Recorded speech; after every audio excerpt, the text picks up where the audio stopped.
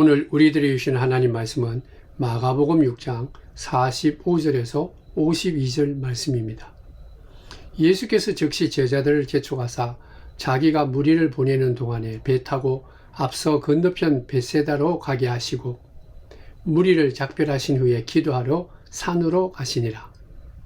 저 물매 배는 바다 가운데 있고 예수께서는 홀로 무태 계시다가 바람이 거스름으로 제자들이 힘겹게 누워졌는 것을 보시고 밤 사경쯤에 바다 위로 걸어서 그들에게 오사 지나가려고 하시매 제자들이 그가 바다 위로 걸어오심을 보고 유령인가 하여 소리 지르니 그들이 다 예수를 보고 놀람이라. 이에 예수께서 곧 그들에게 말씀하여 이르시되 안심하라 내니 두려워하지 말라 하시고 배에 올라 그들에게 가시니 바람이 그치는지라. 제자들이 마음에 심히 놀라니 이는 그들이 그 뜻되시던 그 일을 깨닫지 못하고 도리어 그 마음이 둔하여졌음이니라. 아멘.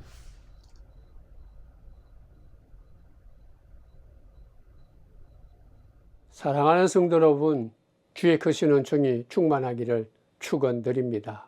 오늘은 찬송가 345장 1절 2절 가사로 설교를 시작하려고 합니다. 캄캄한 밤 사나운 바람 불 때 만경창파 망망한 바다에 외로운 배 한 척이 떠나가니 아 위태하구나 위태하구나. 비바람이 무섭게 몰아치고 그 성난 물 큰 파도 일때에 저 뱃사공 어쩔 줄 몰라 하니 아 가련하구나 가련하구나. 아주 캄캄한 밤에 사나운 바람이 부는 바다 가운데 무섭게 몰아치고 있는 성난 파도를 마주하며 힘겹게 투쟁을 벌이고 있는 사고의 모습을 그리고 있죠. 이 찬송 가사는요, 1921년 김한람 박사가 일제 강점기를 캄캄한 밤으로 우리나라의 상황을 그렇게 묘사하면서 마치 우리나라가 외로운 배 한 척으로 그렇게 묘사하면서 하나님 앞에 이 찬송 가사로 기도를 드린 그런 찬송입니다. 요즘 2025년 우리나라가 또 아니면 우리 개개인의 삶이 이 찬송에 있는 가사처럼 그런 비슷한 상황을 우리가 경험하고 있는 것 같아서 특별히 이 찬송의 가사가 저희 마음속 깊이 새겨지고 울려지고 또 마음속에 한번 이 찬송해보는 그런 찬송입니다. 분명히 지금 우리들 이 가족들 가운데는 사업 중에 이런 정말 엄청난 상황을 마주하면서 힘들어하는 사람들이 있을 것입니다. 가난을 극복하기에 애쓰고 인생의 바람을 막아가며 살아가는 사람도 있지 않습니까? 건강을 찾기 위해서 애쓰면서 힘껏 노를 지어가는 사람도 분명히 있습니다. 또 억울하게 모함을 당해서 외로운 배 한 척처럼 정말 인생살이가 왜 이렇게 힘들고 어려운가 힘겹게 싸움에서 견디는 그런 분들도 있죠. 사랑하는 성도 여러분, 오늘 말씀은요, 이같이 인생을 살다가 갑자기 풍랑을 만나 힘겨운 싸움을 하고 있는 사람들에게 주시는 위로의 하나님의 말씀입니다. 오늘 본문 마가복음 6장 45절 말씀을 읽겠습니다. 예수께서 즉시 제자들을 재촉하사 자기가 무리를 보내는 동안에 배 타고 앞서 건너편 벳세다로 가게 하시고, 오늘 이 본문 말씀 앞부분에 보면 예수님께서 오병이어의 기적을 베푸시는 그런 말씀이 나옵니다. 물고기 2마리와 보리떡 5개를 가지고 5,000명을 먹고도 남는 놀라운 기적의 사건이죠. 그리고 오늘 본문 말씀 뒤에는 그러한 기적의 사건을 보고 난 뒤에 많은 사람들이 또 예수님 곁으로 몰려왔다. 그런 장면이 이 이후에 나와 있습니다. 이런 걸 볼 때 한마디로 지금 예수님께서는 그 인생을 살아가는데 최고로 왕성하게 활동하고 엄청난 사람들에게 유명세를 보내면서 사람들에게 이게 인정받는 그런 시기다라는 거죠. 특별히 오병이어의 기적을 사람들에게 행하고 난 뒤에 사람들은 예수님을 왕이다, 특별히 정치적으로 경제적인 왕이다. 그렇게 기대하고 엄청난 환영을 하고 마음속에 믿었던 그런 시기다라는 거예요. 그러나 놀랍게도요, 예수님께서는 이같이 환호하는 백성들이 왕이 되는 것을 원하지 않았죠. 오늘 본문 말씀에 보면 이같이 왕이 되라고 떠받들고 그렇게 칭송하는 그때 오히려 예수님께서는 자리를 피하셨습니다. 세상의 사람들처럼 인기를 원하는 사람이라면 오히려 그 사람들을 만나고 그 사람들을 통해서 예수님께서는 더 큰 명성을 얻으려고 했겠지만, 오늘 성경에 보면 아주 많은 사람들이 예수님을 이렇게 칭송하고 왕이다라고 얘기하는 그때 오히려 예수님께서는 혼자 산으로 물러가셔서 하나님 앞에 기도하셨다. 기도하러 가셨다. 오늘 이 같은 상황에서 우리가 분명히 먼저 한 가지 꼭 기억하고 마음속에 새겨야 될 말씀이 하나 있습니다. 그게 뭔가 하면 이 제자들이 예수님이 없는 그런 항해를 했다라는 것이죠. 물론 분명히 예수님께서 먼저 베세다로 제자들을 보냈습니다. 그 예수님이 보내서 그들은 예수님 없이 항해한 것은 사실이죠. 그러나 어쨌든 간에 분명한 사실은 지금 제자들은 예수님이 없이 항해를 시작했다는 것입니다. 제자들은 베테랑급 선원 아닙니까? 오랫동안 갈릴리 바다에서 일하며 바다가 익숙했던 그런 사람들입니다. 그러니까 그 갈릴리 바다를 항해하는 데는 두려워하지 않았을 것입니다. 큰 걱정 없이 항해에 나섰을 것입니다. 사실 그들이 이 갈릴리 바다에서 배를 타고 다른 곳으로 이웃 도시나 건너편 도시로 가는 것은 별로 뭐 특이한 일이 아니죠. 일상적인 일 중에 하나, 평범한 일이다라는 거죠. 그리고 어부였던 제자들이기 때문에 갈릴리 바다 속속들이 여기저기 배를 타고 다니면서 고기잡이를 했기 때문에 너무나 잘 알고 있는 이 갈릴리 호수였습니다. 그러니까 지금 이 갈릴리 호수를 건너서 베세다 지방으로 가는 길은 뭐 특별한 일이 아니죠. 일상적인 일이다라는 거예요. 그리고 특별히 예수님께서 목적지를 정해 주셨어요. 너희들이 먼저 베세다로 가라. 그러니까 그들은 편한 마음으로 늘 일상적으로 하던 마음으로 베세다를 향해서 갔다라는 것이죠. 오늘 이러한 사건을 우리의 얘기를 한번 바꿔보면 이렇게 얘기할 수 있습니다. 베세다를 향해 떠난 제자들의 모습에서 인생의 목적지를 향해 나아가는 우리의 모습을 한번 살펴볼 수 있는 거예요. 우리의 모든 사람들의 삶은요, 어딘가를 향해서 떠납니다. 그리고 또 어딘가를 향해서 도착을 하죠. 우리 향해서 가고 향해서 도착하고 하는 이런 연속적인 과정이 바로 삶입니다. 그래서 어딘가를 향해서 열심히 떠나갑니다. 그리고 또 떠나가서 열심히 그곳에 도착을 하죠. 그리고 도착을 하면 또다시 목표를 세워서 또 다른 지점을 향해서 열심히 항해합니다. 그 목표지에 또 돌아오면 또 다른 목표지로 계속해서 떠나가죠. 그게 바로 인생의 여정입니다. 돌아갈 수 있는 삶이 아니지 않습니까? 한번 살았던 삶은 돌아갈 수 없고 계속 앞으로 나아가는 것이 우리 인생입니다. 제자들이요, 베세다로 가는 배를 띄웠던 것처럼 우리도 하루하루 어딘가를 향해서 떠나는 배처럼 그 항해를 하고 있는 삶이 우리 인생들입니다. 그래서 우리가 어떤 목적을 향해서 마치 제자들이 베세다를 향해서 배를 띄웠던 것처럼 우리가 목적을 향해서 나아가는 삶을 우리가 흔히 꿈이다, 희망이다, 소망이다 그렇게 말하죠. 또 다른 말로 얘기하면 그 항해의 목적지는 우리가 이루어야 될 성공이다. 우리가 꼭 가고 싶은 그런 어떤 삶의 성공지다 그렇게 표현하죠. 꿈과 성공을 향해서 우리는 날마다 인생의 항해를 떠난다라는 것이죠. 그런데 문제는 오늘 성경에 보면 이 제자들이 이같이 베세다를 향해서 나아갈 때 큰 풍랑을 만나서 엄청나게 힘겹게 노를 젓고 있었다. 그렇게 말하고 있습니다. 제자들이 탔던 배가 엄청난 풍랑을 만났다라는 사실이죠. 이러한 사건을 통해서 우리가 가장 먼저 기억해야 될 것이 있습니다. 우리가 먼저는 예수님이 계시지 않았기 때문에 큰 풍랑을 만나서 고생한다 그렇게 생각할 수도 있지만은 성경의 다른 부분에 보면 예수님께서 계셔도 예수님이 계시는데도 불구하고 풍랑을 만난 적도 있거든요. 또 아니면은 또 이렇게 생각할 수도 있습니다. 다른 사람들은 몰라도 제자들인데 모든 걸 다 버려두고 예수님만 쫓아갔던 이 제자들, 예수님이 가장 사랑하고 함께했던 아꼈던 사람들인데, 그리고 또 이 제자들을 통해서 예수님께서 그들을 가르치고 해야 할 일도 많은 일들인데, 왜 이같이 예수님이 사랑하고 예수님이 사랑하는 사람이 모여 있고 해야 할 일이 있는 이런 제자들이 타고 있는 배에 풍랑이 일어났는가? 그렇게 생각할 수도 있죠.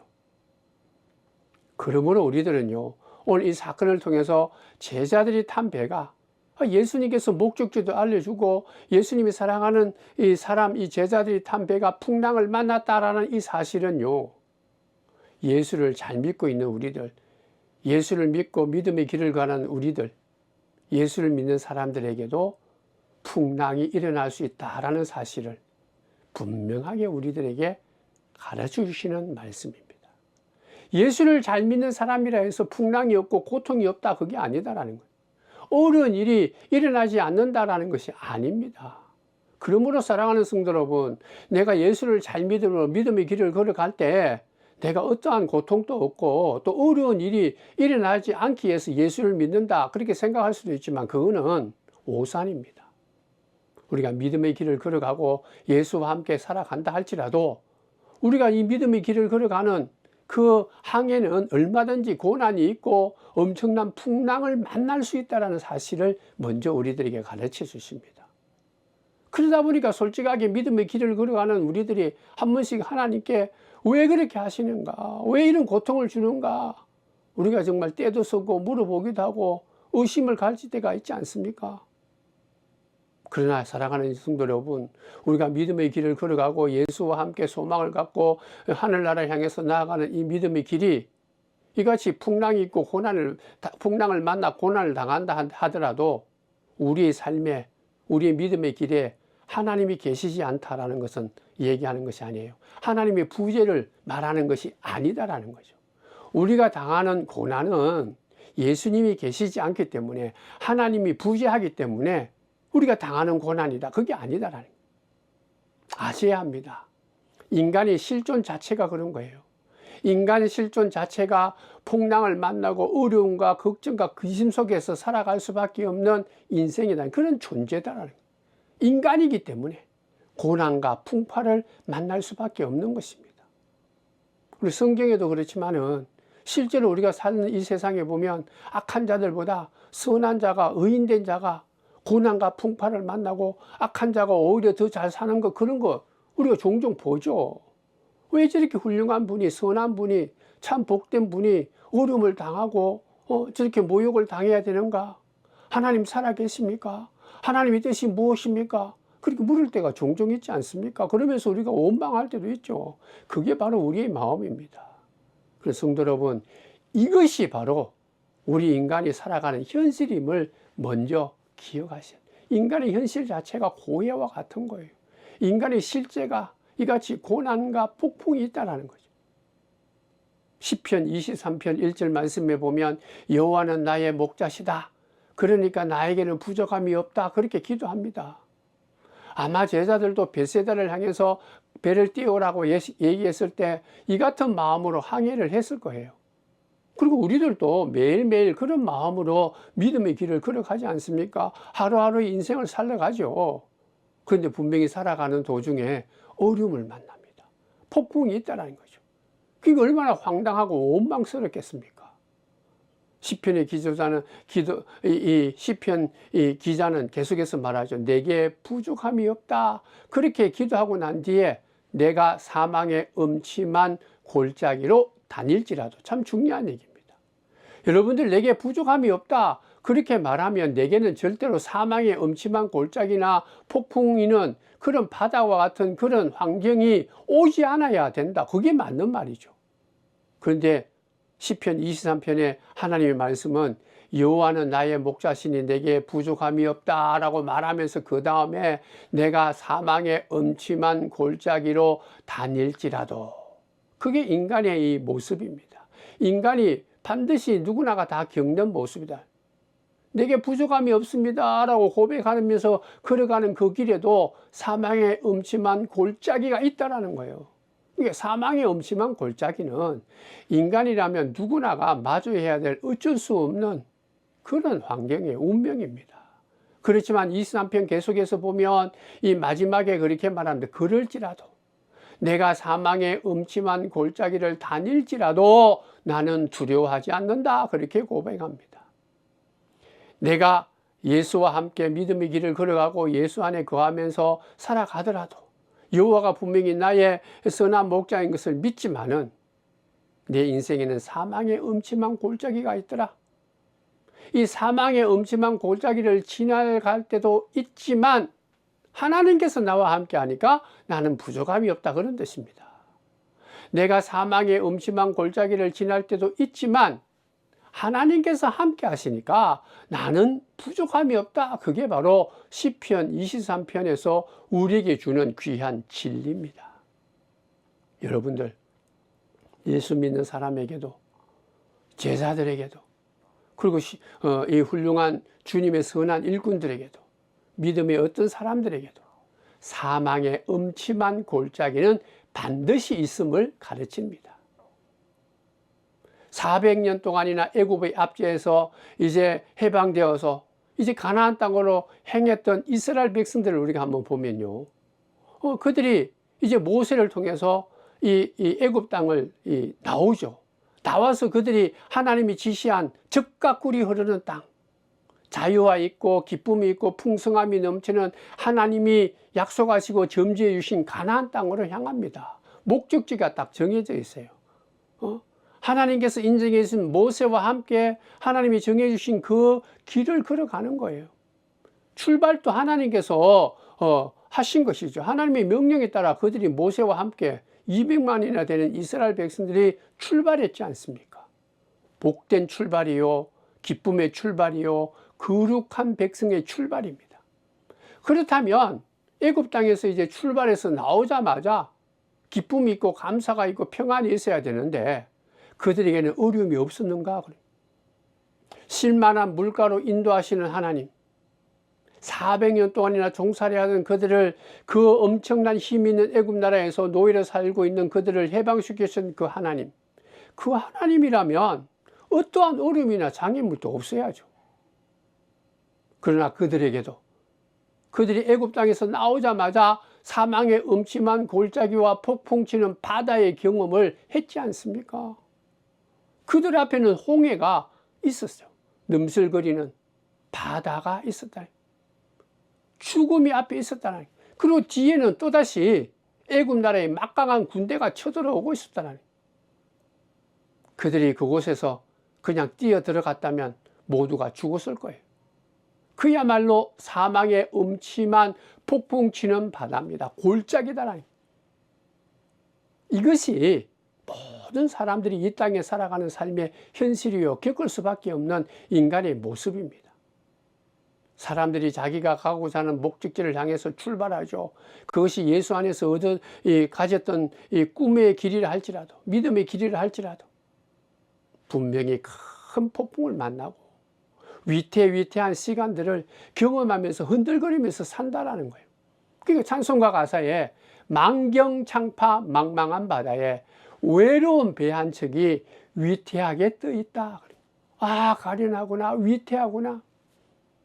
무섭게 몰아치는 비바람과 큰 파도 앞에서 애쓰는 배사공처럼 우리는 인생을 살아가는데 위험한 시간을 만나고 보낼 수밖에 없다는 거죠.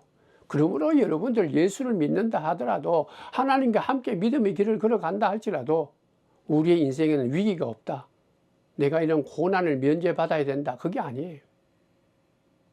있다라는 거죠. 그렇다면 더 중요한 것은 이같이 우리가 누구나가 다 당할 수밖에 없는, 만날 수밖에 없는 위태위태한 풍랑과 어려운 가운데서 우리는 어떻게 해야 시편 23편에 있는 믿음 사람처럼 사망의 음침한 골짜기로 다닐지라도 두려워하지 않는다, 부족함이 없다, 그렇게 말할 수 있는가라는 거죠. 오늘 본문에서 우리는 답을 찾을 수 있습니다.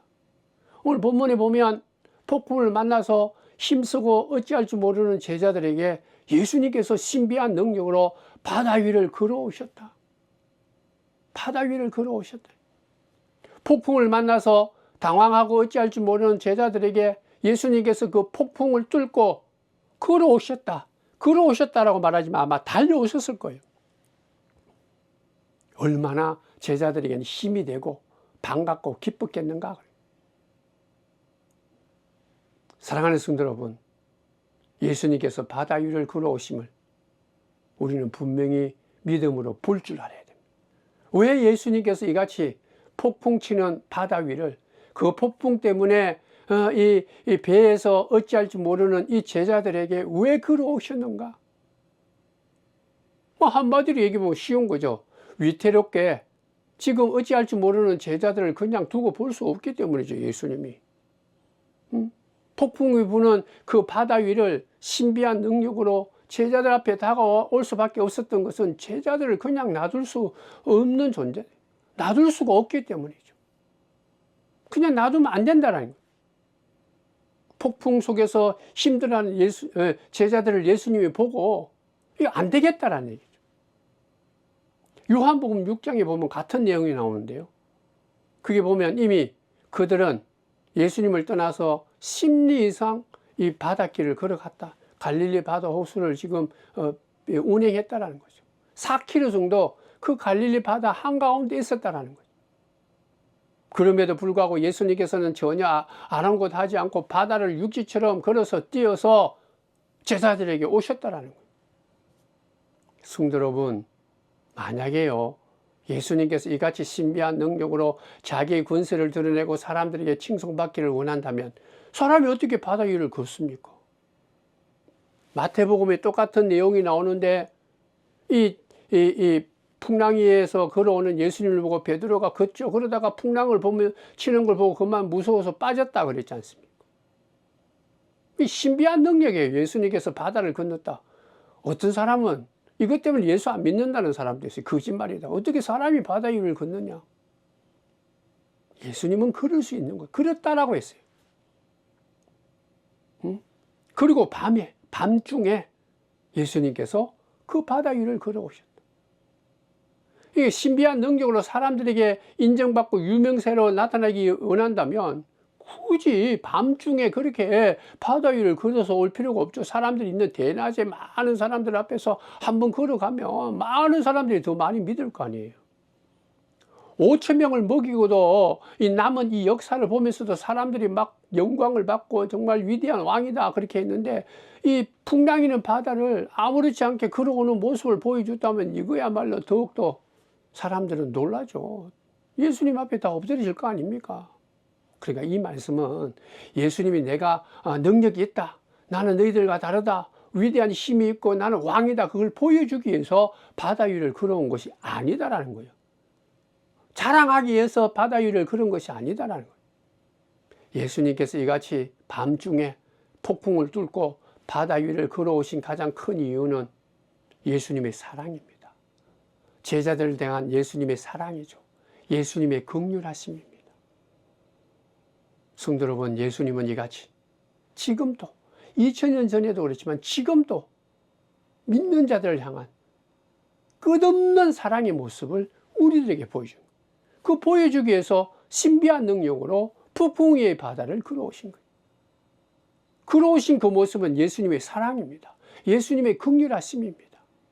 폭풍을 만나서 바다 깊이 들어가서 꼼짝달 사가지 못하고 이제는 어떻게 할 줄 몰라서 이거 죽었구나라고 생각하는 그 순간들, 그 사람들에게 바다의 그 엄청난 힘에 아무런 힘을 쓰지 못하는 외로운 배 한 척 발부둥치는 사람에게 예수님께서는 그 폭풍을 뚫고 달려오신 거예요.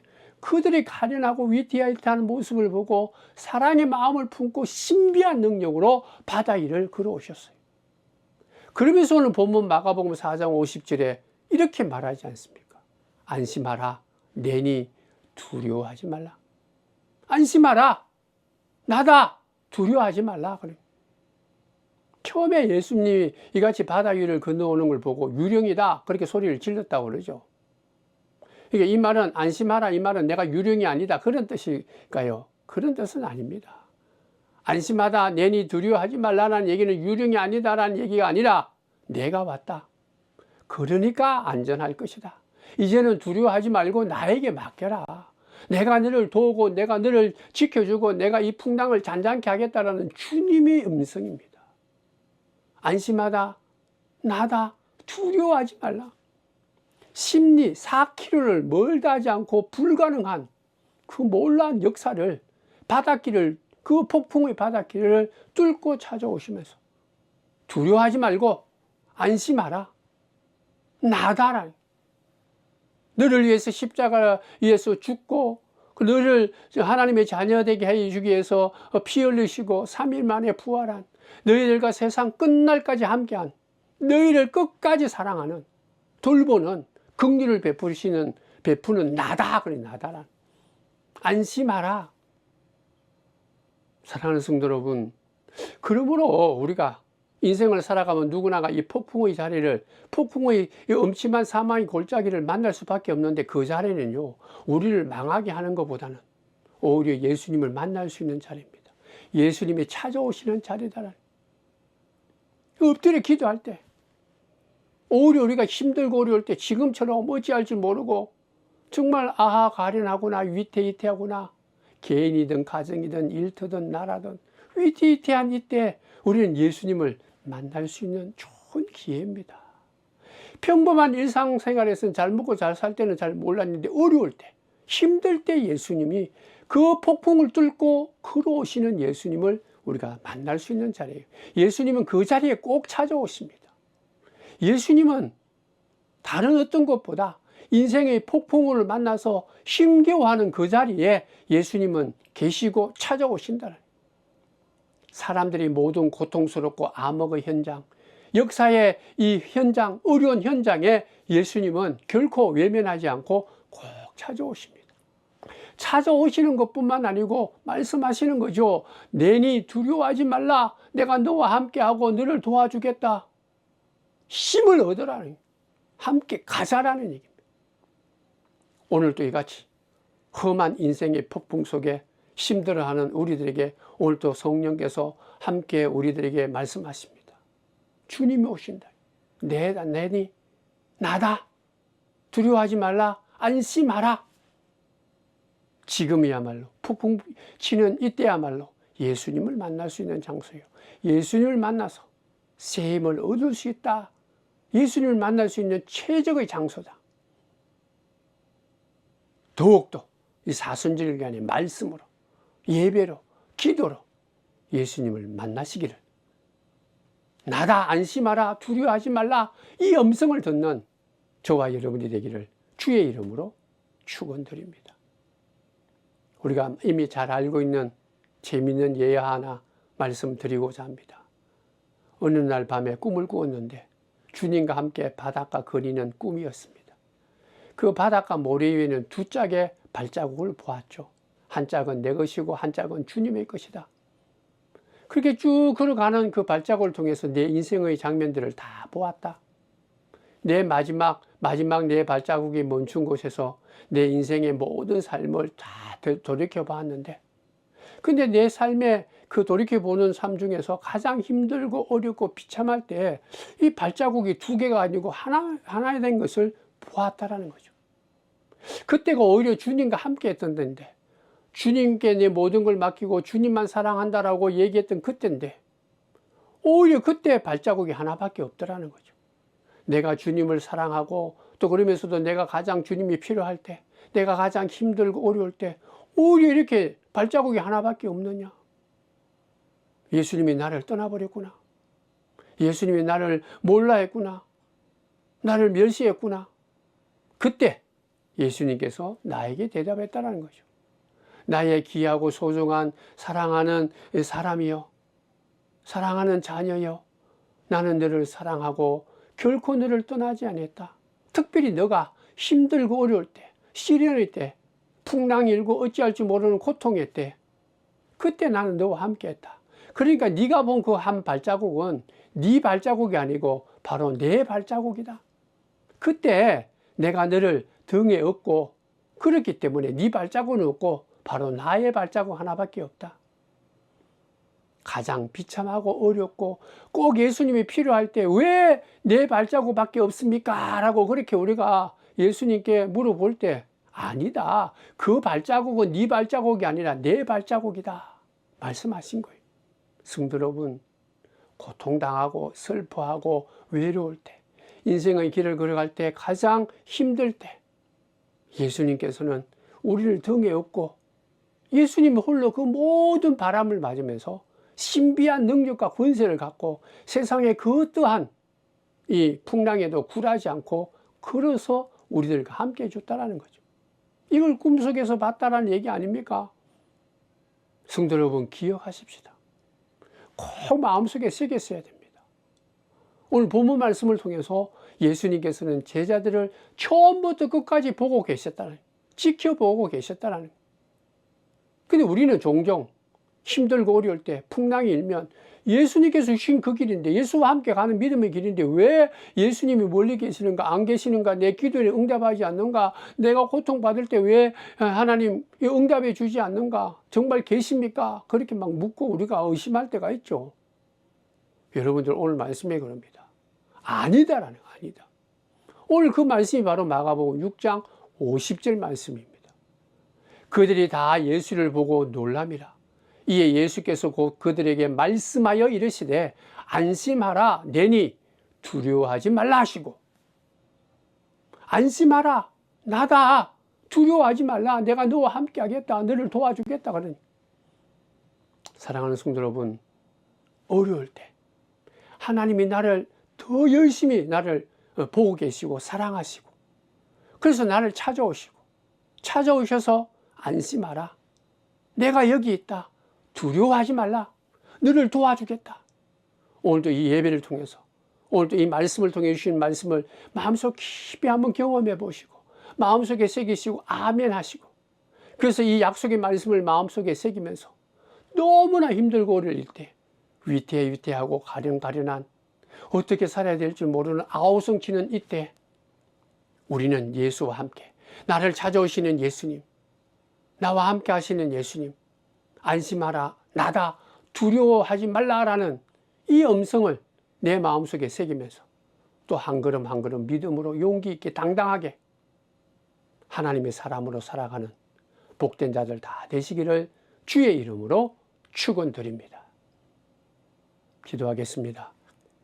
좋으신 하나님, 위태위태하구나, 가련하구나, 정말 우리의 인생이 지금 2025년 살아가는 우리의 삶이 너무 힘들고 어려울 때 우리는 마치 예수님이 우리를 버린 것처럼 생각하는데, 예수님께서는 끝까지, 처음부터 끝까지 함께 하시고 보고 계시고, 그리고 또 능력으로 이 풍랑이를 걸으셔서 우리를 떠나지 아니하고 오히려 찾아오셔서 안심하라, 나다, 두려워하지 말라, 놀라지 말라, 내가 너와 함께 하겠다, 지켜주겠다. 아멘입니다. 이 말씀 붙잡고 이 풍랑이는 이 세상, 정말 아우성치는 이 시점에 오직 예수 바라보고 나를 찾아오신 예수님과 함께 살아가는, 한 걸음 한 걸음 걸어가는 우리가 되게 도와주셔서 믿음으로 하나님과 함께하는 그 귀한 은혜로, 그 사랑으로 우리가 이 귀한 하루하루의 삶을, 이 어려운 삶을 이겨나가는 믿음의 사람들 다 되도록 축복하여 주옵소서. 예수님의 이름으로 기도드리옵나이다. 아멘.